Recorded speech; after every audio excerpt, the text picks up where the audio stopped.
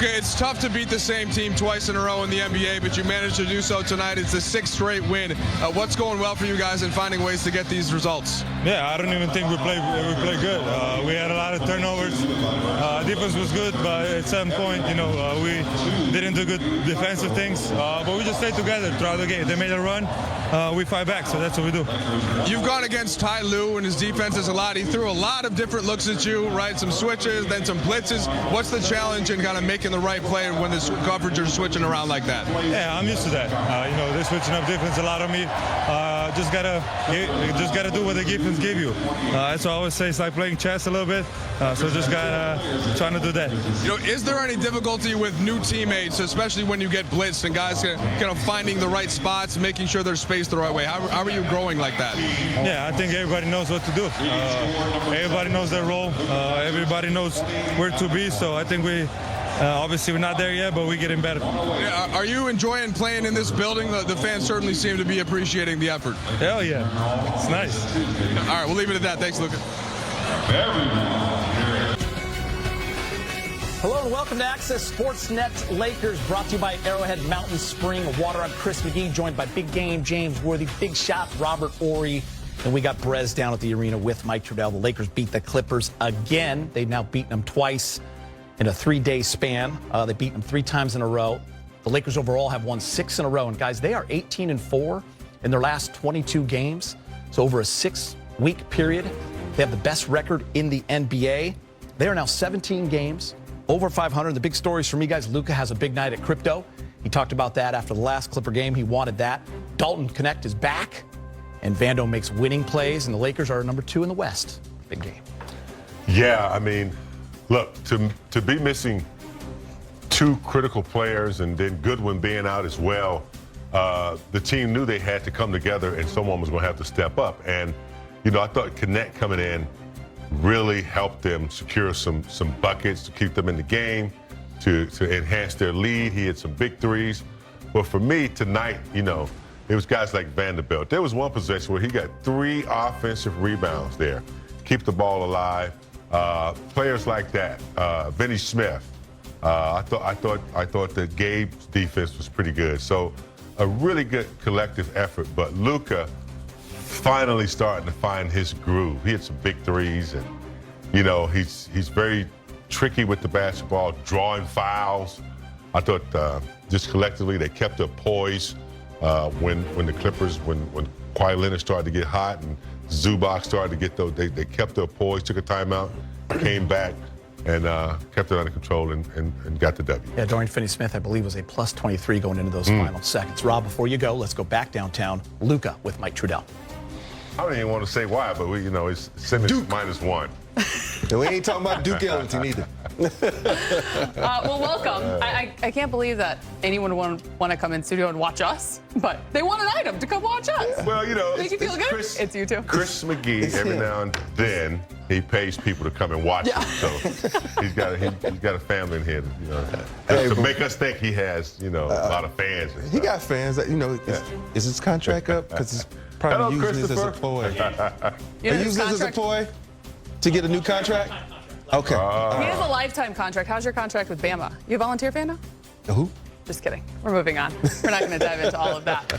Hello to the family and welcome. We start with the West standings. Then the Lakers making up even more ground after their win on Friday night. In case you haven't looked lately, look now. The Lakers are 3rd in the Western Conference. And how about this? After Denver suffered that loss to the Celtics today, the Lakers are now just a half game behind the Nuggets for the 2 seed. Obviously, we'll be keeping our eyes all over this one. But for now, the Lakers are 3rd in the West. They're on a 5-game winning streak. 10-2 coming off the month of February. Winners of 17 of their last 21. Big Game, do you think that they are showing who they are right now? Because I feel like we're seeing it in more of a larger sample size. Is this who the Lakers are? Absolutely. And I'll tell you something else. I've had at least 12 people come up to me in the last couple of weeks and they say, I'm starting to watch the Lakers again. It is good to see them, how they're playing, and, just feeling that environment. It's just good to have an identity.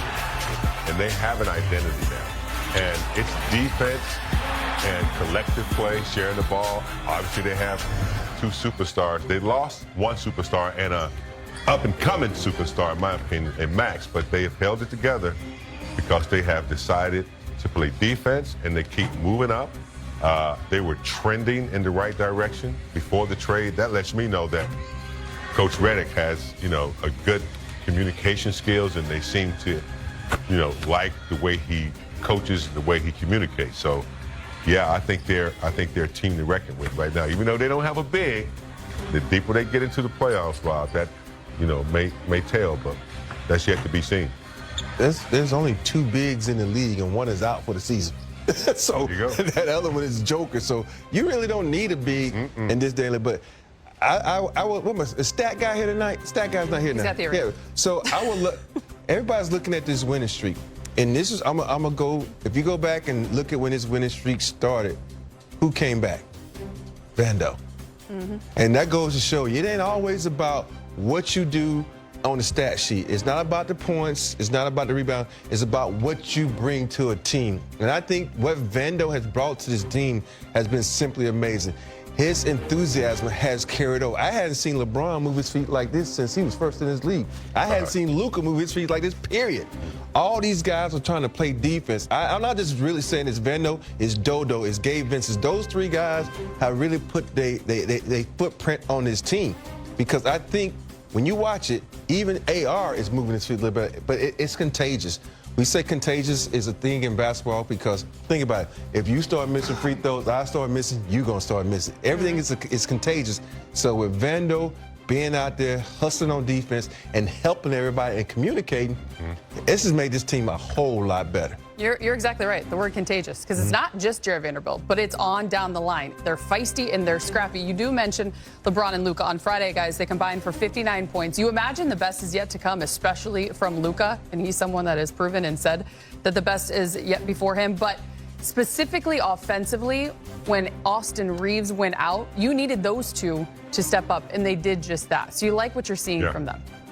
Well, I got to tell you, if LeBron gets any better, my gosh, he's been so consistent. But those 2 together, and Luka starts to get in better shape and gets more accustomed, and I think it's starting to show.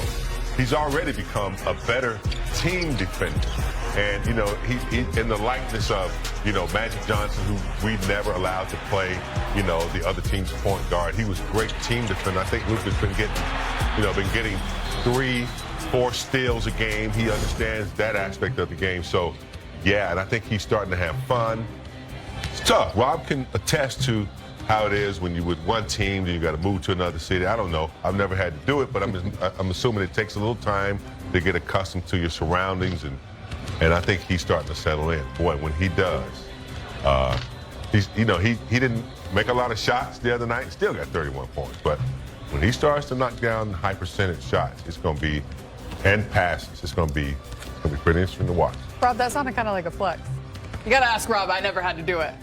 It was a flex on his end. Just let her know he played for only one franchise. I played for 4. And it boils down to lingo and communication, because when you have that lingo and you understand it, because, you have 2 down over here and it might be called 3 up on this side. So you have to change your mindset. And sometimes when you're thinking of too much when it comes to basketball, it can mess up your flow. It can mess up your rhythm. You can see sometimes with Luka, he's looking like, okay, is it okay to do this, what I did in Dallas?